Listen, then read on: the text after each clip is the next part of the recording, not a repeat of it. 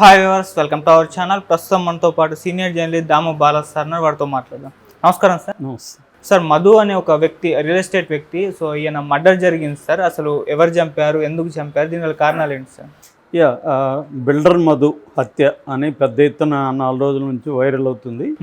So ఇది అనేక మలుపులు కూడా తిరుగుతుంది. ఈ హత్య ఎవరు చేశారు, ఎందుకు చేశారు అనే దాంట్లో కూడా ఇప్పటికి కూడా ఒక క్లారిటీ రావట్లేదు.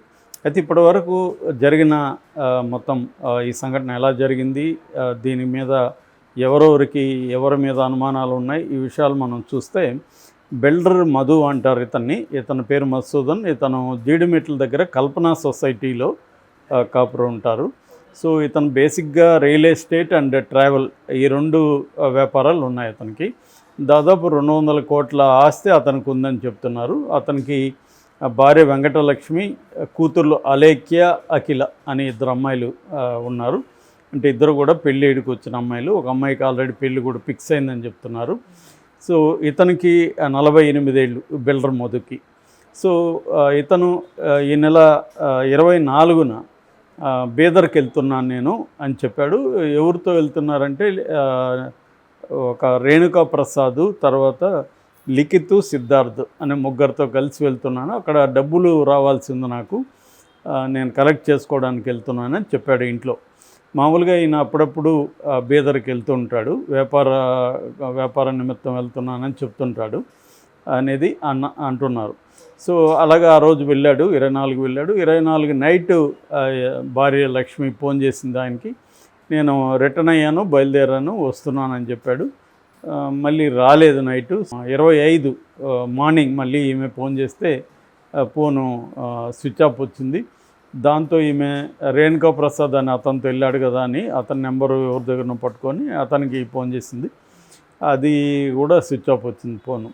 దాంతో ఈ లోపల ఏమైంది ఏంటో అనుకుంటుంటే ఈ లోపల ఫోన్ వచ్చింది, ఇట్లా కారు యాక్సిడెంట్కి గురైంది, మీరు రండి అంటే ఆమె వాళ్ళ పిల్లలు వాళ్ళ బంధువుల్ని తీసుకొని వెళ్ళారు. వెళ్తే కారు యాక్సిడెంట్ కాదు, కారు దగ్గర ఈయన తలకి రాయితో కొట్టి చంపేస్తున్నారు.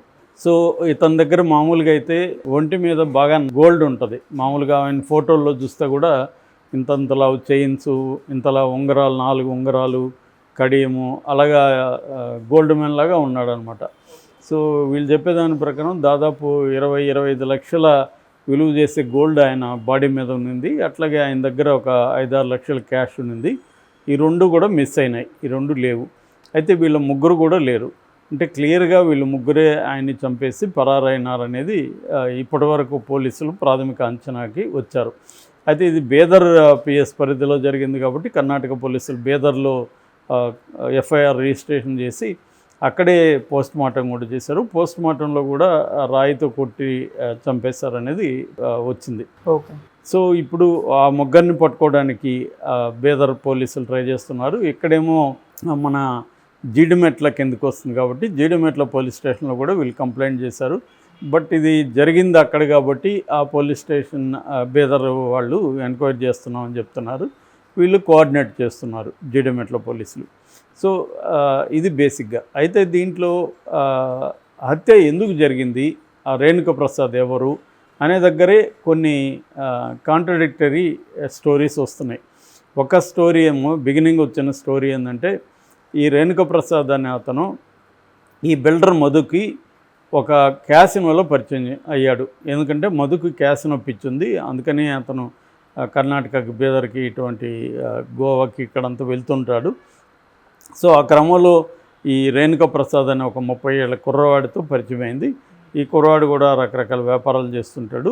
సో ఈ కుర్రవాడితో పరిచయం అయిన తర్వాత ఈ కుర్రవాడిని ఏదో ఫంక్షన్కి ఇంటికి పిలిచాడని ఆ ఇంట్లో వీళ్ళ చిన్న కూతుర్ని చూసి అతను ఇష్టపడి ఆ అమ్మాయికి మొత్తానికి ప్రపోజల్ ఏదో చేసి అమ్మాయి లవ్లో పడ్డారు. వాళ్ళిద్దరు లవ్ చేసుకున్నారు.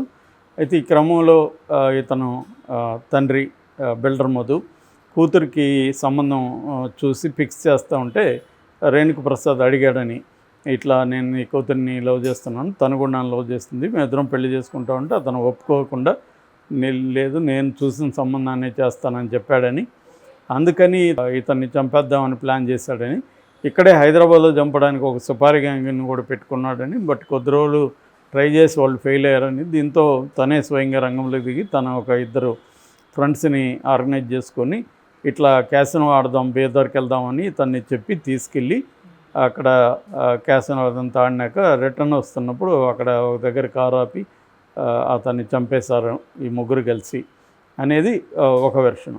అయితే దీన్ని వాళ్ళ ఇంట్లో భార్య కానీ వాళ్ళ బంధువులు కానీ ఖండిస్తున్నారు. అటువంటివి ఏమీ జరగలేదు, అసలు మా ఇంటికి ఎప్పుడు రేణుకా ప్రసాద్ రాలేదు, మా కూతుర్లకి అతనికి ఎటువంటి సంబంధం కూడా లేదు, అతను కేవలం డబ్బుల కోసమే నా హస్బెండ్ని చంపాడని లక్ష్మి గారు టీవీకి ఇంటర్వ్యూకి ఇస్తూ చెప్తుంది. ఇటువంటివి జరగలేదు, నా కూతుర్లని అనవసరంగా మీరు ఈ గొడవలేక లాగకండి, సో ఇది కేవలం వాళ్ళు డబ్బుల కోసం చేశారు. ఆ రేణుకా ప్రసాద్ ముఖం కూడా నేను ఎప్పుడు చూడలేదు, అతను ఎప్పుడు ఇంటికి కూడా రాలేదు. కాకపోతే మా హస్బెండ్ ఎప్పుడైనా బయటికి వెళ్తున్నప్పుడు ఒక్కోసారి ఎక్కడికి వెళ్తున్నారంటే రేణుకా ప్రసాద్ అని ఫ్రెండ్ ఉన్నాడు, అతను కలవడానికి వెళ్తున్నాను అని చెప్పేవాడు అని ఆమె చెప్తుంది.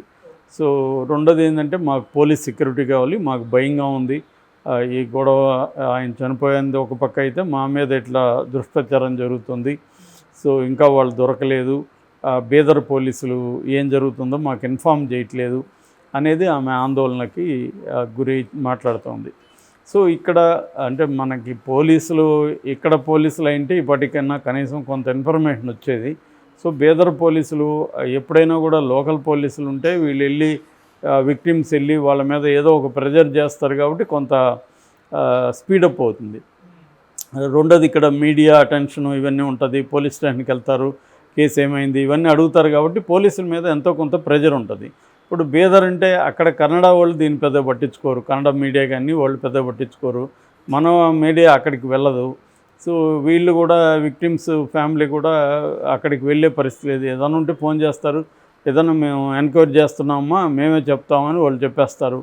సో అందువల్ల ఇది వేగంగా జరగట్లా. యాక్చువల్గా ఇప్పటికి 5 రోజులు అయిపోయింది కానీ ఇప్పటి వరకు అసలు కాజ్ ఆఫ్ డెత్ అనేది ఎస్టాబ్లిష్ కాలేదు. ప్రతి హత్యకు ఒక మోటివ్ అనేది ఉంటుంది. సో ఆ మోటివ్ ఏంటి అనేది ఇంపార్టెంట్. ఎవరు చేశారనే దగ్గర మాత్రం వీళ్ళు ముగ్గురే చేశారనేది తెలుస్తుంది. ప్రధాన కల్పిట్ రేణుకా ప్రసాద్ అనే అతని పేరే వస్తుంది. మరి ఈ బాడీ మీద ఉండే గోల్డ్కి అతని దగ్గరున్న 5-6 లక్షలు దీనికోసమే చంపేశారా వీళ్ళంటే కొద్దిగా డౌట్ఫుల్గానే ఉంది. అంటే కేవలం డబ్బులు దీనికోసం చంపినారంటే ఏదో అంత కసిగా బండరైతే మోసి కసిగా చంపారనేది అక్కడ బంధువులు కూడా చెప్తున్నారు. సో క్లియర్గా ఏదో అన్న ఒక పర్సనల్ గ్రడ్జ్ వాళ్ళ మధ్య ఏమైనా ఉందా, వ్యాపారానికి సంబంధించి ఉందా, అదంతా కూడా ఇంట్లో వాళ్ళు చెప్పలేని పరిస్థితి. ఎందుకంటే వాళ్ళకి ఇట్లాంటి బిజినెస్ పీపుల్కి ఇంట్లో అన్ని విషయాలు కూడా షేర్ చేసుకోరు. సో కాబట్టి ఆమె భార్యకి ఏమి తెలియదు, పిల్లలైతే అసలు కెమెరా ముందుకు కూడా రావట్లేదు. సో దీన్ని పరిశీలించాల్సి ఉంది. మామూలుగా అయితే రియల్ ఎస్టేట్ మర్డర్స్ అనేవి దేశంలో పెరుగుతున్నాయి. మనకు సంవత్సరంలో ఇండియాలో దాదాపు 28 నుంచి 30,000 మర్డర్స్ పర్ ఇయర్ జరుగుతాయి. అందులో దాదాపు 10,000 వరకు హత్యలు డిస్ప్యూట్ రిలేటెడ్ హత్యలు 10,000 దాకా ఉన్నాయని ఇది ఒక అంచనా అన్నమాట. మనకి ఎన్సిఆర్బి అంటాం కదా, నేషనల్ క్రైమ్ రికార్డ్స్ బ్యూరో, వాళ్ళ చెప్తున్నది కూడా ఏమంటే దీంట్లో దాదాపు 1000 వరకు అంటే 50,000 జరుగుతుంటే అందులో 10,000 డిస్ప్యూట్ రిలేటెడ్ హత్యలు. అందులో కూడా మేజర్గా ల్యాండ్ డిస్ప్యూట్ రిలేటెడ్ హత్యలు, రియల్ ఎస్టేట్ రిలేటెడ్ హత్యలు బాగా పెరుగుతున్నాయి. ఆ మధ్య కూడా చెన్నైలో ఒక 2 ఏళ్ల పరిధిలో 600 హత్యలు ఓన్లీ ఈ రియల్ ఎస్టేట్ రిలేటెడ్ జరిగాయి. దీనికి వాళ్ళు అక్కడ చెప్తున్న ప్రధాన కారణం ఏంటంటే రియల్ ఎస్టేట్ పెరిగే కొద్దీ హత్యలు కూడా పెరుగుతున్నాయని. అంటే రేట్లు పెరిగే కొద్దీ ఆ రేంజ్లో హత్యలు కూడా పెరుగుతున్నాయి. ఎందుకంటే ఇప్పటికి కూడా మనకి అర్బన్ కానీ లేకపోతే రూరల్లో ల్యాండ్స్కి సంబంధించి క్లియర్ టైటిల్స్ లేకపోవడం, కన్క్లూజివ్ టైటిల్స్ అనేవి లేకపోవడం, రకరకాల ల్యాండ్ ఇష్యూస్ గందరగోళంగా ఉండడం, తర్వాత ఆక్యుపేషన్స్ ఇష్టం వచ్చినట్టుగా చేయడం, పోలీసులే దీనికి దోహదపడుతున్నాం, రాజకీయ నాయకులు పోలీసులు. ఎందుకంటే ఈజీ మనీ. సో ఏ పార్టీ కొత్తగా వచ్చినా ఆ పార్టీ ల్యాండ్స్ అంతా కూడా ఆ పార్టీ చేతులకు వెళ్ళిపోతాయి. సో ఇది ప్రధానంగా కారణమవుతుందన్నమాట. ఈరోజు మార్నింగే మన జగపతి బాబు చెప్తున్నాడు రియల్ ఎస్టేట్లో విపరీతంగా మోసాలు జరుగుతున్నాయి, నాకు కూడా మోసం జరిగింది, మీరు జాగ్రత్తగా ఉండండి అని ఆయన జగపతి బాబు ఒక ఇంటర్వ్యూలో చెప్పారు. అవును. ఎందుకంటే ఆయనకు ఒక రియల్ ఎస్టేట్ సంబంధించిన యాడ్లో నటిస్తే ఆయన చెక్కు ఇచ్చారంట, అది చెల్లట్లేదు. సో నన్నే మోసం చేశారు క్లియర్గా, సో మీరు జాగ్రత్తగా ఉండండి అని ఆయన హెచ్చరిస్తున్నారు. మొన్ననే మనం జూనియర్ ఎన్టీఆర్ ల్యాండ్ ఇష్యూ చెప్పుకున్నాం, అట్లాగే వెంకటేష్ వాళ్ళ ల్యాండ్ ఇష్యూ చెప్పుకున్నాం. ఇట్లా పెద్ద పెద్ద వాళ్ళవే చేస్తున్నారంటే ఇంకా మామూలు వాళ్ళ పరిస్థితి మనం ఊహించుకోవచ్చు. సో ఇది రియల్ ఎస్టేట్ డైరెక్ట్గా రిలేటెడ్ కాకపోయినా వ్యాపార వ్యవహారం ప్లస్ ప్రేమ కూడా ఉందా లేదని తెలియదు, మనకి చెప్పలేము. బట్ ఖచ్చితంగా అయితే ఇందులో మనీ అండ్ బిజినెస్ ఈ రెండు అయితే కనెక్ట్ అయినట్టుగా కనిపిస్తుంది. Okay sir, thank you so much.